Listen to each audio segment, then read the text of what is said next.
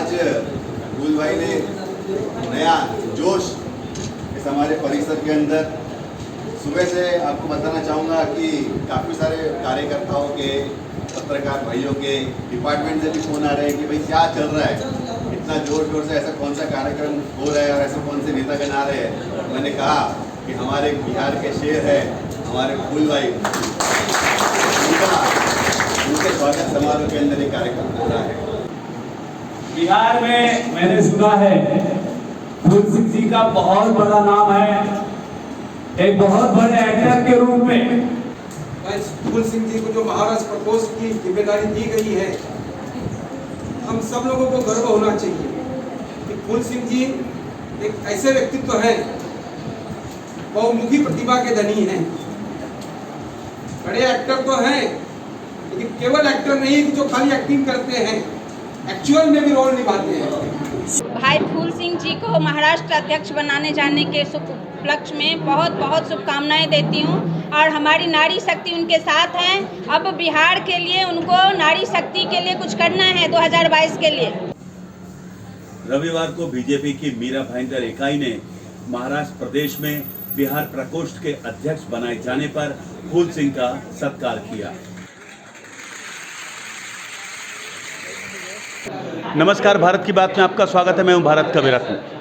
इस वक्त मेरे साथ हैं फूल सिंह और बड़ा अच्छा संयोग है कि कमल के साथ एक और फूल जुड़ा है। जुड़े लंबे समय से हैं, मगर अब इन्हें महाराष्ट्र में बिहार प्रकोष्ठ का अध्यक्ष बना दिया गया है। सबसे पहले तो सर आपको इस बड़े पद के लिए ढेर सारी शुभकामनाएं। आपको भी हर हर महादेव। सर अब ये बताइए कि आपका जो यहाँ पर स्वागत समारोह, आमतौर पे इतनी भीड़ भाड़ नहीं होती, ये आपके कद का वज़न है और आपके चाहने वालों की संख्या है जो साबित कर रही है कि सही आदमी को सही जगह बिठाया गया है। नहीं, कद तो नहीं कहेंगे, चाहने वाले लोग हैं। और देखिए, मेरा हमेशा मैंने हमेशा जीवन में माना है कि मैं जो पंक्ति के अंतिम छोर में व्यक्ति होता है ना, मैं उसके साथ ज़्यादा घुल मिल के काम करता हूँ। मैं महल वालों से थोड़ा दूर रहता हूँ। हाँ, मैं खासकर जो झोपड़पट्टी में लोग रहते हैं, जो छोटे छोटे बस्ती में लोग रहते हैं, उपेक्षित लोग, क्योंकि हमारे पंत प्रधान मोदी जी का जो एक ड्रीम है, एक सपना है कि पंक्ति के अंतिम छोर में जो व्यक्ति खड़ा है उसका विकास करना है मुझे।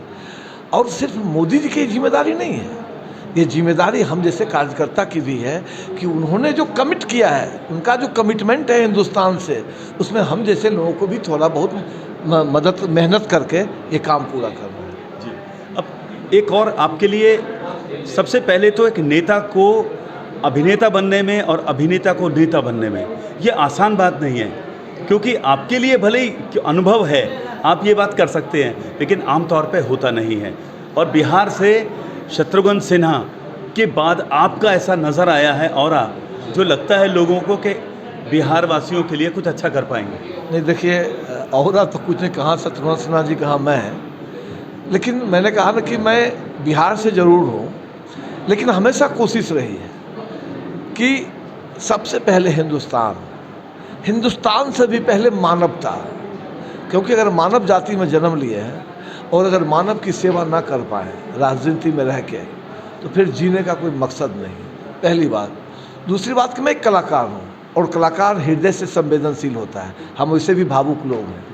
तो ये जो समन्वय बनाना है राजनीति में, चाहे कला के क्षेत्र में, बाकी परमपिता परमेश्वर भोलेनाथ की ऐसी कृपा है कि जिधर जाता हूँ उन्हीं का नाम लेके जाता हूँ। करते हो तुम रे बाबा, मेरा नाम हो रहा है, मेरी आपकी कृपा से सब काम हो रहा है, सब हो जाता है।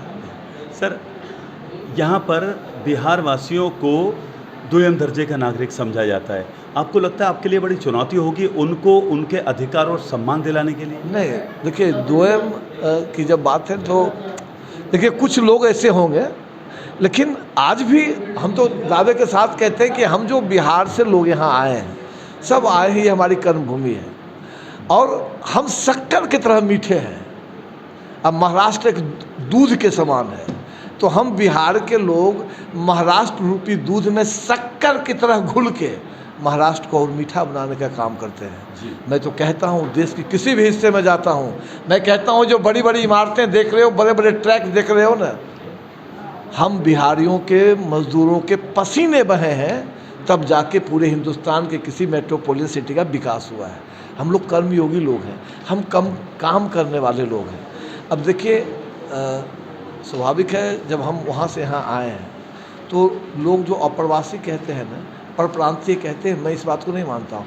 ये मेरी भी भूमि है, मुझे यहाँ से रोटी मिलती है। जन्मभूमि अगर मेरे लिए महान है तो कर्मभूमि मेरे लिए उससे भी ज़्यादा महान है। बिल्कुल।